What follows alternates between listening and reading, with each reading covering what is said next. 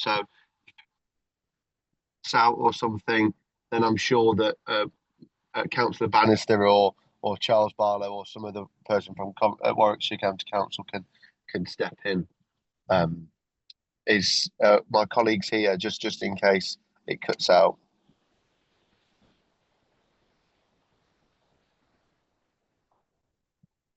Are there any? Can you all hear me? Yeah. Yeah, we can hear you, Councillor Finch. Yeah. There we go. Yes. So yes, this is the first one of mine to meet you all at the speak to many parish and town councillors. It's great to see you all. I have also been going around areas as many as I can whilst communicating about local government reorganisation. I think it's a huge task that us as a new administration undertaking, but working with you, the borough councillors, officers from all areas has been really helpful to us. So I thank you all for that, and the communication's been great. But no, is there anything, Charles, that you'd like to start off with? Should we go on to the slides, Councillor Finch? Should we start the presentation this evening? Yeah. Yes, please. Okay, thank you. Dominica, can we pop those slides up? Oh, it's horrible when you're greeted with your own face, isn't it? Yeah, thank you very much. Thank you, Councillor Finch. So, but by way of introduction, for those who don't know me, and I do know a lot of people on the call, so good to see you. I'm Charles Barlow from the County Council's Community Partnership Service, and we certainly help to maintain the county council's work and relationships with town and parish councils, and indeed parish meetings in Warwickshire, and we are the one of the key links with the Association of Local Councils as well. The meeting this evening has got three purposes, and I would say the third purpose, in terms of the opportunity for further discussion, is probably the most important of those. But we want to provide an update to you all on the progress of local government reorganisation and devolution, and also to update on those key work streams that followed the last meeting that we had back in July. I won't go through the agenda, it's there for people to see, but we will also have the opportunity as part of the agenda to hear from our district and borough colleagues as well, if they would like to contribute. In addition to the meeting being recorded this evening, for those who can't be with us, we'll also share the slides from the meeting with you all, so you'll definitely have a copy of those. Thanks, Dominica. Can I have the next slide? This is the journey. This is the pathway that we're on currently with local government reorganisation. So, on the left-hand side, we've got the current state, and in the context of local government reorganisation, it talks about a two-tier local government. Naturally, in Warwickshire, we have three tiers of local government, including local councils. But for the purpose of reorganisation, it's the two tiers that are in scope, and that goes back to the white paper from late last year. As you all know, we have 6 councils currently. We have a level 2 devolution deal, and the councils are non-constituent members of the West Midlands Combined Authority.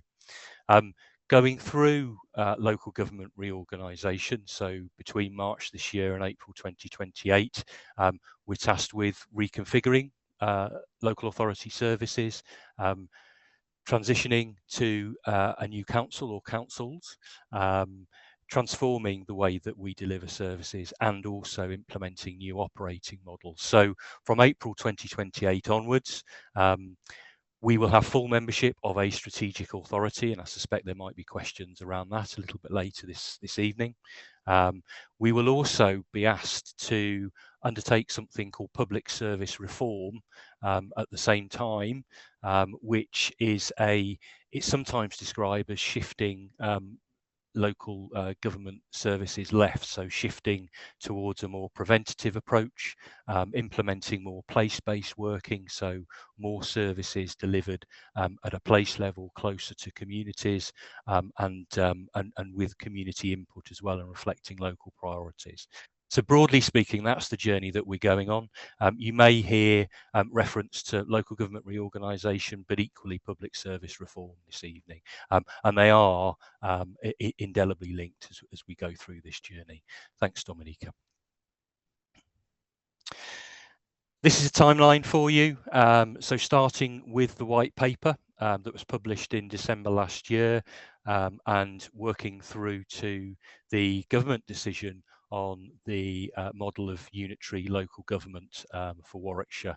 The decision we anticipate being made in summer next year, following consultation, although I should stress that those timescales are, if you like, the best estimate at this point in time. That could slip a little bit. You notice that a lot of the arrows there point towards one particular box, that being that we are required to submit full proposals for reorganisation by the 28th of November this year. And to support that, the County Council had an extraordinary meeting on the 14th of October. It has a cabinet meeting this Thursday, and also from the bottom we have the various town and parish council meetings that have taken place since March this year. This is actually the third, I think Janine said, the third meeting of the wider group of town and parish councils and parish meetings, but we've also had a series of working group meetings as well, which have proved incredibly useful in refining our thinking. Thanks, Dominica.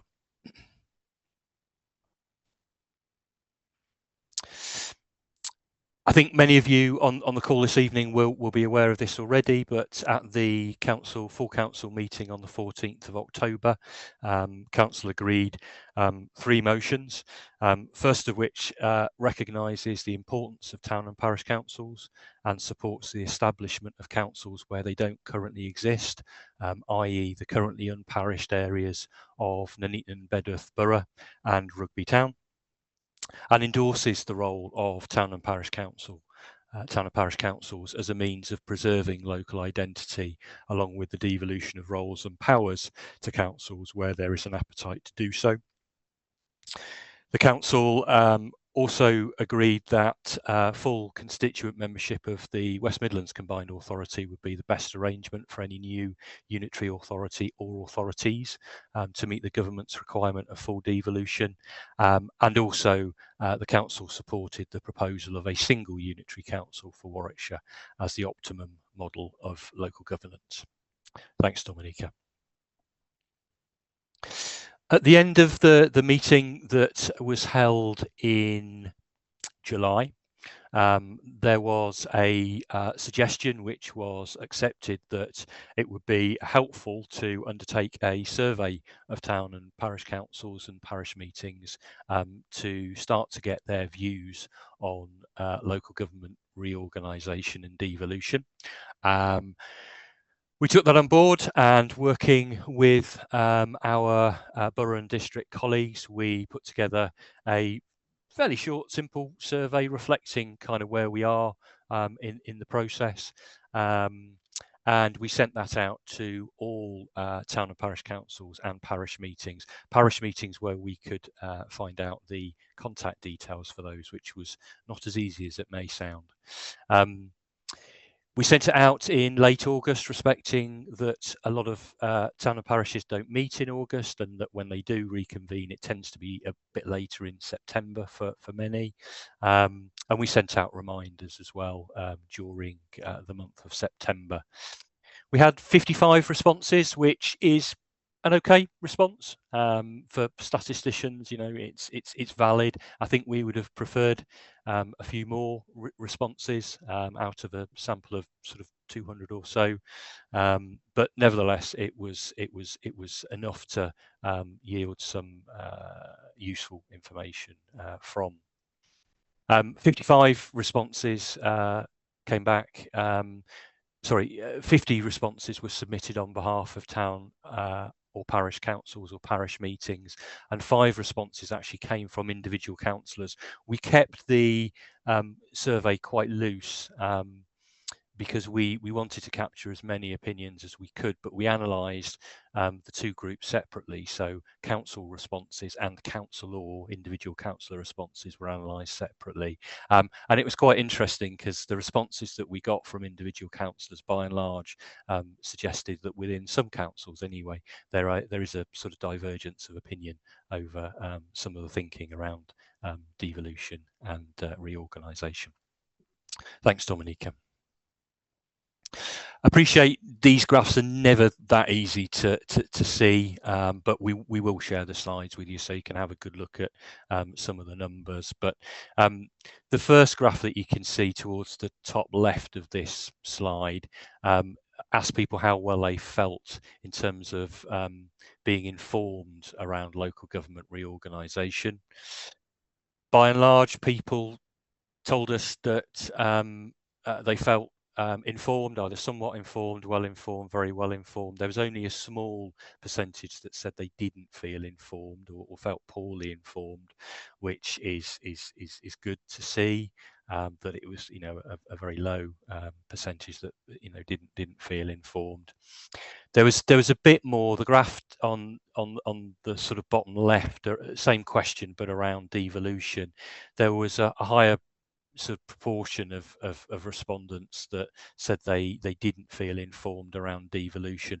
I'm not sure that particularly comes as a surprise, because I think there's probably less information out there around devolution, and there's more variables honestly around devolution as well. And underneath the sort of question, we also gave people 3 responses, and it was clear that, you know, people were also kind of thinking, well, is this kind of devolution from national down to sort of strategic authority, or is it kind of devolution from you know, current kind of county or district level down to parish level? So there was a bit of confusion, dare I say, around, you know, what we meant by devolution, but nevertheless most respondents felt that they were fairly well informed. On the right hand side, you can see we asked about sources of information that people have been, I suppose, relying on really around reorganisation and devolution. And again, no surprises there. Borough district councils, myself as the county council, WELC, national media, local media, and a few others there, including NALC and the Society of Local Council Clerks. Thanks, Dominica.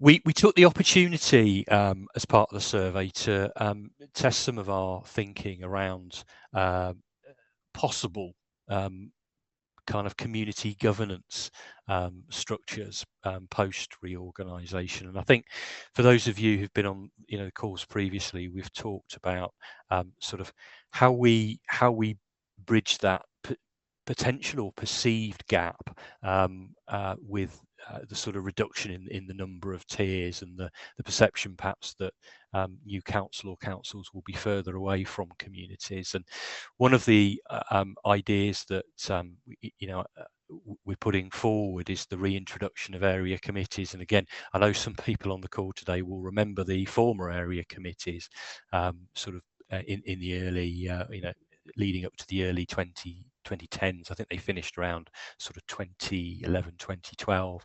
So these are formal committees of the new council or councils in a similar way to, I don't know, overview and scrutiny committees, for example, within the existing councils, with delegated powers, functions and budgets on a fairly large footprint. And what that showed, and I will caveat this by saying in 3 responses, people said, look, we need more information on this. We need to know kind of the areas that you're talking here, the sort of footprints, exactly what sort of powers and functions that we're talking about. But by and large, people were either sort of ambivalent towards the reintroduction of committees, or they supported. There was very little actual kind of opposition as such to the idea. And similarly, to the idea of introducing sort of much more local sort of community boards, networks or partnerships, the sort of much more sort of grassroots driven, community driven structures where kind of local priorities could be raised and driven forward, kind of local action plans could be created, supported by the new council or councils and other partners such as health and police, probably around a sort of similar size and, you know, maybe even the sort of footprints of the former community forums that we had, although looking and feeling, I must stress this, looking and feeling, I think quite different from the community forums, but probably around that sort of size. And again, by and large, people were either sort of slightly ambivalent towards that idea or broadly supportive. Again, not too much kind of opposition to that idea. Thank you, Dominica. I'll stress that actually there was a lot more information that we've gained from this survey, but these were the kind of key points. We asked people what they perceived as the opportunities and challenges around local government reorganisation and the devolution of services. On the opportunity side, we had people saying there were no opportunities or benefits. I think when we've looked into that a bit more, I think we've and again looked at the free responses that people had. I think we've seen that perhaps it's not so much that people don't see opportunities or benefits in some cases. It's that perhaps town and parish councils kind of don't necessarily see this as a big change for them. That it's more of a change for the sort of principal authorities than sort of more local councils. But nevertheless, people did state that. Other opportunities, financial benefits, I guess, with the kind of coming together of services, and you know the potential kind of, I suppose, cost savings around that, the potential for improved responses to local issues, improved local engagement and decision making, improved clarity around who does what within the new council or councils, and opportunities for sort of local management. On the challenges side, and again, I suspect this will come as no surprise to people on the call this evening, financial challenges, and I suspect that's around the devolution of services, that if services were to be devolved to town and parish councils, you know, could that put councils at a kind of financial disadvantage? I suspect that will come up in the discussion later today or this evening. Concerns around the capacity and resources of town and parish councils. Councils saying, look, we're stretched already. Quite often, you know, we're having to kind of co-opt councillors to you know, to form a council. So you know that came out quite strongly. The idea of loss of local representation, and I think that's kind of directly related to the kind of loss of a tier of local government with the move to unitary. The impact on volunteers and councillors, possibly, you know, we split those groups out, but they're possibly the same. Risk of not having a clear plan, service disruption, and I suppose the risk of not having clear roles and responsibilities. Thanks, Dominica.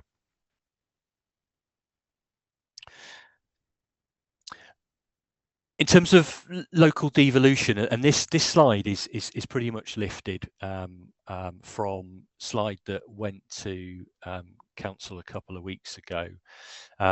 So to clarify, I mean, this is about town and parish councils having the opportunity to take on devolved kind of assets and services. The approach being flexible, being collaborative, offering a list of services that town and parish councils could take on, but very much aligned to individual councils' capacity, appetite and local priorities. And I think the stress here is that it's about opportunity, not on sort of obligation. I talked earlier on about the parishing of currently unparished areas, and that's something that I know councillors feel very strongly about. You know, the very important role that councils, local councils, play within their local communities, and you know, missing to an extent in those areas that are currently unparished. And then we've also got some principles of working with town and parish councils, sort of extending, the existing approach to working with you. So building on those strong foundations, being flexible, recognizing the diversity of communities that, even in fairly small local areas, there can be a huge diversity in the way that town and parish councils work. Being community centred, so recognising the key role that you have in local democracy, the role that you have as visible and trusted leaders, and I think critically ensuring that, where we're talking about devolving services, that town and parish councils are sort of adequately resourced to undertake those duties. Thanks, Dominica.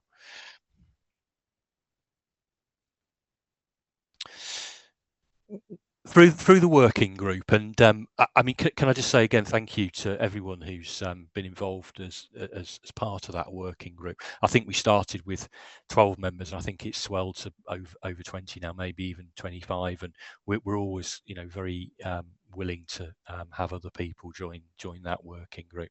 But through the working group, we've been doing a bit of work to sort of, if you like, I suppose, filter really and refine our thinking around the sorts of services, the types of services that might be suitable for devolution to town and parish councils. And we sort of started off with quite long lists of services that other areas that have gone through this have produced. So I suppose areas like, Buckinghamshire have gone through this, North Yorkshire have gone through this, Cumbria, Cornwall, and building on, a bit of their experience as well to say, what actually works in terms of devolution. And we carried out a bit of an exercise as recently as last month to say, look, which are the services that are going to be suitable? So, are there examples of local town and parish councils already delivering a type of service? Is the service statutory or non-statutory? There's no point in having, talking about devolving services where there's a clear kind of statutory obligation on the part of the new unitary council to deliver that. The cost implications, if something was devolved to a town and parish council, would that actually increase costs? Would that reduce economies of scale? If you've got lots of different ways of providing a service, the chances are that could increase the overall cost of delivering that, which wouldn't be sensible.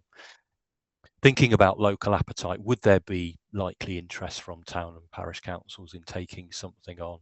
And finally, the asset implications, would devolving a service require transferring ownership or leasing assets to a town and parish council? And if I can have the next slide, Dominica, that would be great. What we arrive at is actually a fairly short list of services, and I think I can probably think of councils, if not in Warwickshire, then certainly in neighbouring authorities that are already delivering these services or something similar.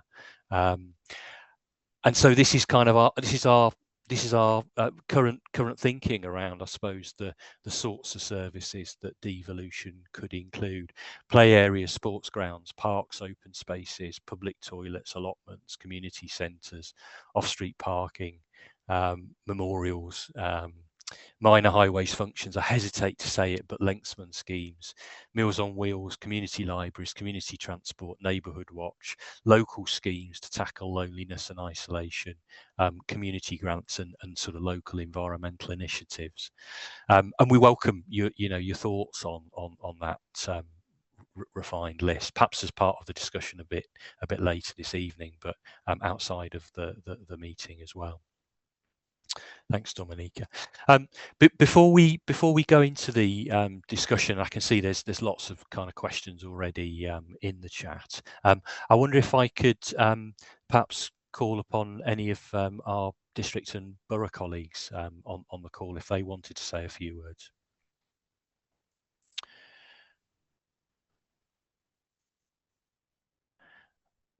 I can't see anybody's hand up at the moment.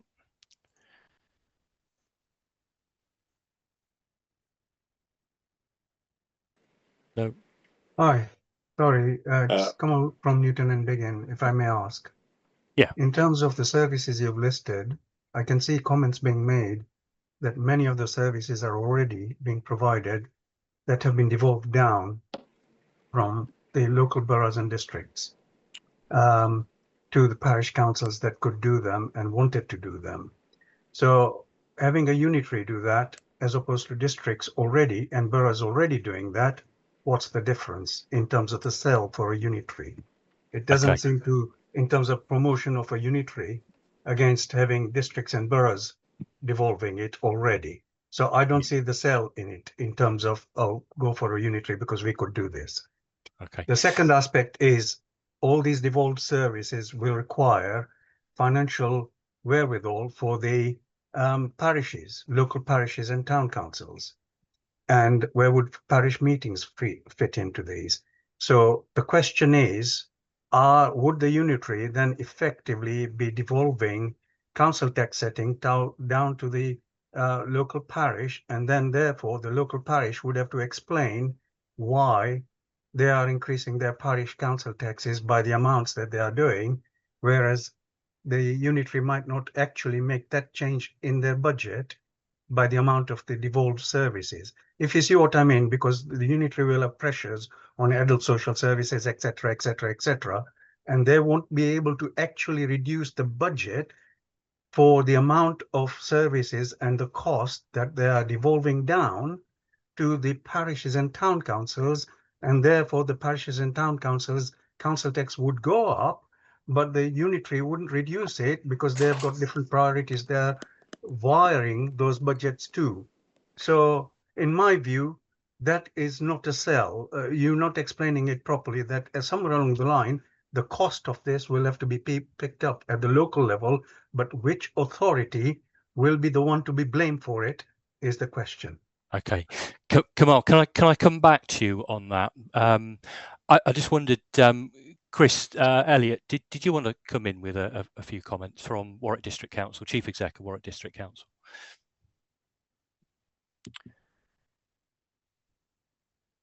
Chris, did you want to come in?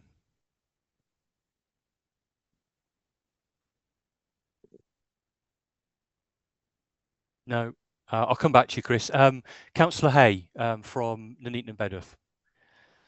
Hi there. I've come along, so I'm interested in this because we don't have any town or parish councils, you said at the beginning of the meeting, in Nuneaton and Bedworth and Borkington. And I think going forward, this is something obviously we're going to have to find a way of looking into and embracing. Just for those who perhaps don't know, you probably do know, that our council last week resolved unanimously to submit proposals for a northern unitary authority. That's North Warwickshire, Nuneaton and Bedworth and Rugby, and that's at the stance we're taking. But as I say, the reason I'm here is really to listen to see what the debate is around town and parish councils, bearing in mind, as I say, you have no experience of them at all. So that's where we are. Thanks very much, Councillor Hay. Chris from Warwick, are you there? No, I'll try again. Okay, we'll move to the discussion then. Kamal, thank you for your comments, and I think in terms of those services, you are absolutely right that there are many examples of town and parish councils already delivering those types of services, but not necessarily all of them.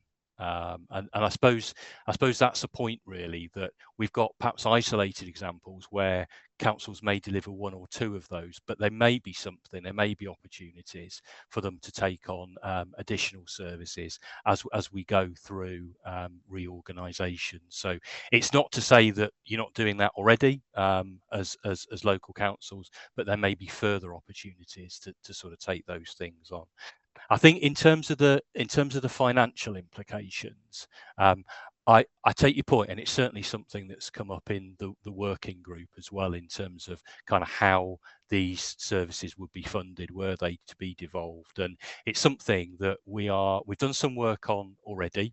It's something that we will continue to sort of do work on as we go towards the government's decision next summer. But I think probably the key thing to stress on that is that there is no one single answer to that in terms of how services will be financed upon devolution. Everything would need to be looked at very much on a case-by-case basis. Every circumstance would be different, but there are certainly a number of models that other areas that have gone through reorganisation have used.